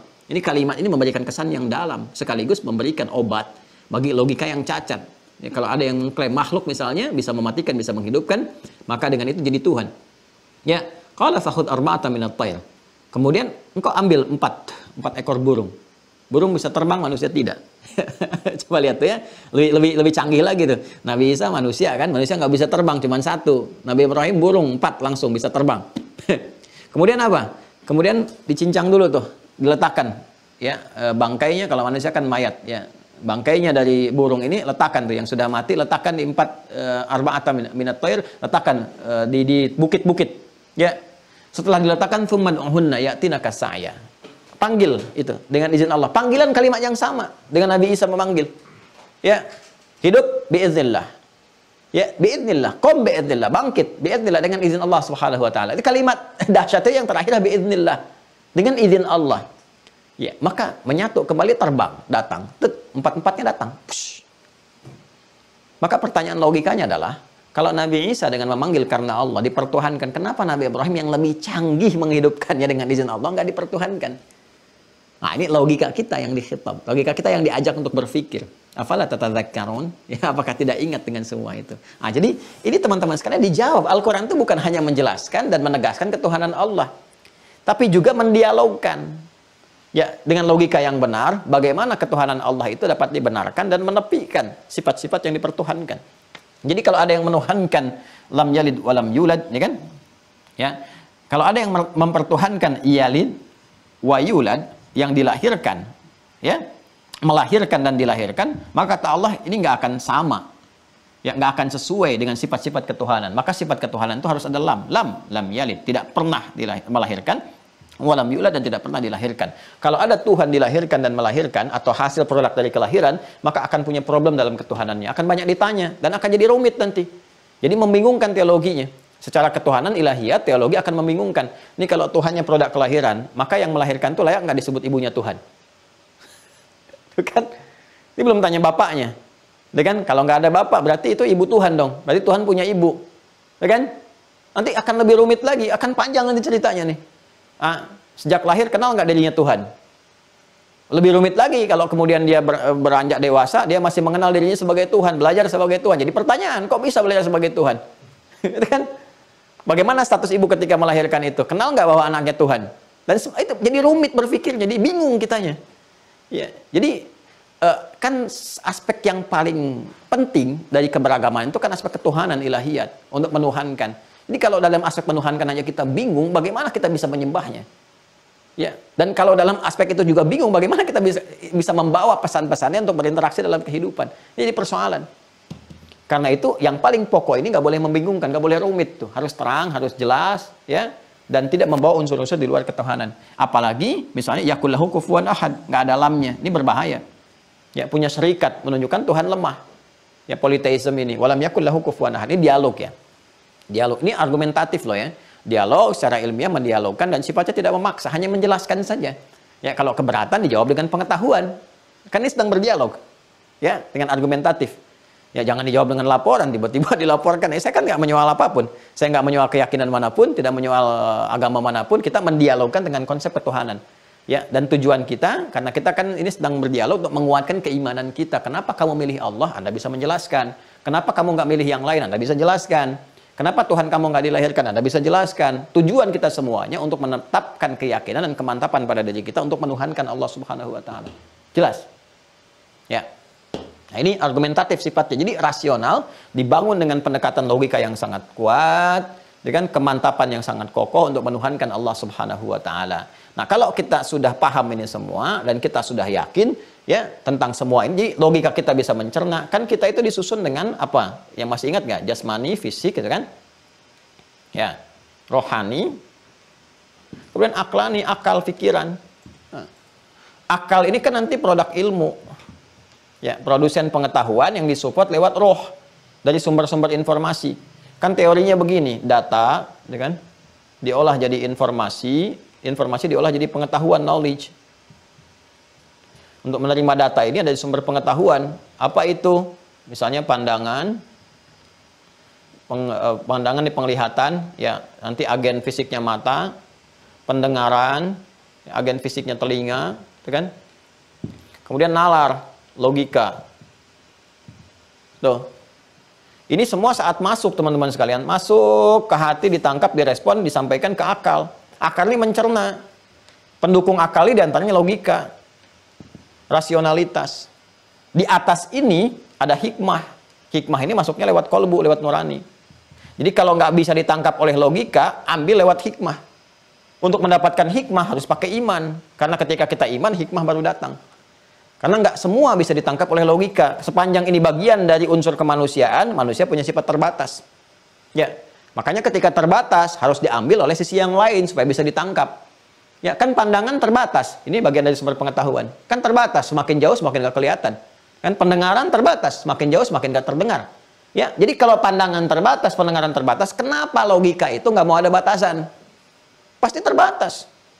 Ya. Bukan nggak logis, karena kemampuan kita untuk menangkap terbatas, karena kurangnya data yang masuk, sehingga logika nggak ke-support. Ya, karena kurangnya informasi yang masuk, logikanya itu nggak bisa support, nggak bisa nangkap, bukan karena nggak logis. Nah, untuk bisa memberikan masukan sehingga logika itu bisa menangkap, butuh hikmah. Hikmah itu butuh iman. Wa may yu'tal hikmata faqad utiya khairan katsira. Siapa yang diberikan hikmah telah mendapatkan anugerah yang sangat besar, karena ini puncak ilmu yang melahirkan wisdom, kebijakan dan sebagainya. Ini nanti yang bisa menjelaskan kenapa warisan misalnya 1:2. Ya, kalau kita tangkap pakai logika yang belum sampai dulu, nggak ngerti kita, nggak paham. Akhirnya muncul gerakan emansipasi, ya. Emansipasi Pak Eman-eman. jadi bingung tuh kita tuh. Jadi banyak kreativitas pada akhirnya. Padahal tangkap dulu dengan hikmah, pakai iman, baru paham, oh ini maksudnya. Oh ini terkait dengan tugas tanggung jawab. Oh ini arahannya ke sini. Oh pantas begini. Jadi mengerti. Paham. Nah ini kembali ke sini. Nah, jadi agama itu kalau kita pahami dengan benar, nggak ada yang bertentangan dengan rasionalitas yang didorong oleh pengetahuan yang benar. Ya. Dan pada akhirnya kembali pada hukum Allah, itu yang Ali Imran ayat ke-18. Wa ulul ilmi qa'iman bil qist. Pemilik pengetahuan yang didorong dengan kebenaran. Jadi kalau logika yang benarnya dipakai, turunannya ilmunya dipakai, akan menemukan hakikat, ma'rifat. Maka tahalli, semua yang nggak penting dihilangkan. Tahalli, berhias dengan sifat-sifat kebaikan. Tajalli, maka nampaklah kebesaran tanda-tanda Allah itu, sehingga kita bisa menuhankan dan beribadah kepadanya dengan benar. Ya, maka muncul istilah 3T itu kan, tahalli, tajalli. Ya, tapi ditempuh dengan cara yang benar. Ini kalau kita belajar nyambung semua teman-teman sekalian. Tapi caranya baik. Ya, maka dari itu Allah jelaskan kepada kita untuk mensupport supaya secara logik dipahaminya. Nih, secara logika benar. Kalau sudah logika membenarkan, ilmu membenarkan, mudah kemudian ini diterima oleh akal pikiran kita, ini digerakkan, hati kita merespon. Kalau sudah tunduk baru dijelaskan dengan dalil-dalilnya. Baru Allah terangkan, Allahu la ilaha illa huwal hayyul qayyum. Ya kan? Baru muncul wa ilahukum ilahu wahid la ilaha illahu warahmanur rahim. Baru pakai dalil. Ya, karena sudah iman. Kalau belum iman pakai dalil, nggak akan menerima dalil. Anda berdakwah kepada orang yang belum yakin dengan Islam. Masih kafir, masih terhalang. Anda datang pakai dalil, dia nggak akan terima. Tapi kalau Anda jelaskan pakai ini, seperti Allah membimbing Rasulullah pada saat itu yang belum pada beriman semuanya. Dijelaskan tentang logika berpikir. Setelah paham, turun. Allahu la ilaha illahu wal hayyul qayyum. Ya. Nazzala 'alaikal kitaba bil haqqi musaddiqan lima baina yadayhi wa anzala at-taurata wal injil min qablu hudan lin-nas wa anzala al-furqan. Allahu la ilaha illa huwal hayyul qayyum la ta'khudhuhu sinatun wa la nawm, dan seterusnya ayat. Ya, wa ilahukum ilahu wahid la ilaha illa huwar rahmanur rahim, dan seterusnya. Wal awwal wal akhir, kalau ada awal dia yang pertama, yang paling awal, wal akhir dia juga yang terakhir. Jadi nggak punya batas dalam akhirnya, nggak punya pendahuluan dalam awalnya dan sebagainya. Ini mudah diterima kalau hatinya sudah bening, logika sudah menangkap semuanya. Ya kan? Nah, semua ini teman-teman sekalian dirangkum oleh para ulama kita, diterangkan. Anak-anak dari kecil kita dilatih untuk terbiasa meresapi kalimat ini. Cuman setelah dewasanya kita pahami. Makanya bagian dari nostalgia kecil saja. Padahal itu kalimat ulama dulu tuh nggak banyak teori, nggak panjang-panjang nerangin kayak saya tuh ya sekarang. Dikasih aja untuk diapalin, nanti dewasanya dipahami. Ingat gak ini kalau Anda ke daerah-daerah tuh, wujud qidam baqa mukhalafatul lil hawadithi qiyamuhu binafsihi wahdaniyat qudrat iradah ilmun haya sama basar qalam muridan aliman hayan sami'an basira mutakallima. Itu kesimpulan dari semua ini. Itu ya kitab yang kita baca tadi.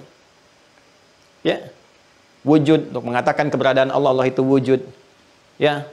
Qidam baqa, yang paling awal gak ada pendahulunya, ya, kemudian abadi, nggak ada akhirnya. Mukhalafatul hawadits laisa kamitsli syai'. Harus berbeda dengan makhluk sifat dasarnya. Nggak boleh ada yang sama. Sama sekali untuk menetapkan keberadaan Tuhan, untuk mengatakan Tuhan yang hak, yang awal, yang akhir, yang baqa, yang kekal, yang abadi. Kan? Qiyamuhu binafsi, ini sifat samad, as-samad. Ya. Wahdaniyat, kudrat, iradat. Itu yang tadi saya sebutkan di kitab tadi. Para ulama tafsir itu orang salaf yang menyebutkannya. Para ulama salaf disebutkan tadi. Hayyan, muridan, aliman, basira, mutakallima disebutkan. Itu respon dari sifat as-samad. Ya, dan seterusnya sampai akhir, lam yalid wa lam yulad wa lam yakul lahu kufuwan ahad. Anak kecil kita dibekali dengan itu. Itu pendahuluan pembuka. Ya, bukan sifat Allah terangkum di situ, salah paham namanya. Bukan. Itu pengenalan sifat-sifat awal disampaikan supaya menguatkan tauhid dalam jiwa kita, pengikat. Nanti setelah paham dipelajari. Setelah itu kemudian dilebarkan pembahasannya pada sifat-sifat yang lain yang menjadikan kita itu memiliki kebutuhan untuk memohon dengan sifat-sifat itu. Maka masuklah bab selanjutnya, mengetahui Allah lewat al-asmaul husna was sifatil ulia. Tapi ini yang paling pokok nih. Ya. Sekarang kita sibuk berselisih. Bukan kita ya, bukan kita kan nggak berselisih. Di masyarakat kan sibuk berselisih. Oh ini muncul tauhid rububiyah, asma wa sifat, tauhid ilahiyah, uluhiyah, nggak ada zaman Nabi. Yang ini membalas, itu juga kok sifat-sifat Allah dibatasi cuma 20 ini. Kok ribut ke situ sih? Esensinya mana? Kenapa? Karena cara masuknya di abad ketiga. Pembelajaran itu masuk ketika dialektika terjadi. Nggak kembali kepada esensi ini. Kalau kita belajarnya terpola dari awal begini, paham, setelah mengerti 13 tahun Nabi mengajarkan seperti apa, mengerti, baru kita beranjak. Abad Nabi wafat terjadi begini, ya, terjadi fitnah begini, ulama mencoba untuk memahamkan kita, ya, membuat rumusan-rumusan yang memudahkan, ada yang mencoba begini, sesuai dengan zamannya kan ada kemudahan-kemudahan. Kan cara mengajar itu zamannya beda-beda kan, tapi esensinya sama. Nah, sekarang kita harus mencoba menemukan titik temu supaya paham nih. Ya, sehingga dalam pokok yang pokok itu nggak boleh berbeda. Keluarga itu harus sepakat. Karena itu Anda nggak pernah dengar kan? Misalnya terdapat perbedaan ulama, terdapat perbedaan pendapat dalam ulama tentang memahami Allahu Ahad. itu pasti salah. Karena usul itu nggak boleh beda. Harus kokoh, kuat. Pondasi itu harus kokoh. Ya. Adapun tiang-tiang mungkin nanti beda persepsi. Ya, saya pengennya coraknya begini, tapi pondasi itu harus sama, harus kuat, harus kokoh. Ya, adapun warna, nanti warna bisa berbeda. Saya pengen misalnya yang biru, saya pengen yang pink, saya pengen yang kuning, dan macam-macam. Ya, itu bisa berbeda, tapi kokoh. Usul, aslun itu pokok harus kokoh. Furu' bisa berbeda sesuai dengan kebutuhan dalam agama itu. Ya, jadi kalau kita dalam yang pokok, nanti ada masalah akidah, ada yang pokoknya. Di fikih juga ada yang pokok, seperti sholat itu pokoknya. Ya, sholat itu pokok. Nanti turunan-turunan dari bacaan dan sebagainya, ada yang dibuat menjadi furu'. Furu' itu cabang-cabang yang nanti diantaranya ada yang Allah berikan kepada kita tuntunannya yang sifatnya beragam karena tidak semua makhluk dipandang bisa menjalaninya dengan satu cara. Ya, seperti kita mau sujud misalnya kan?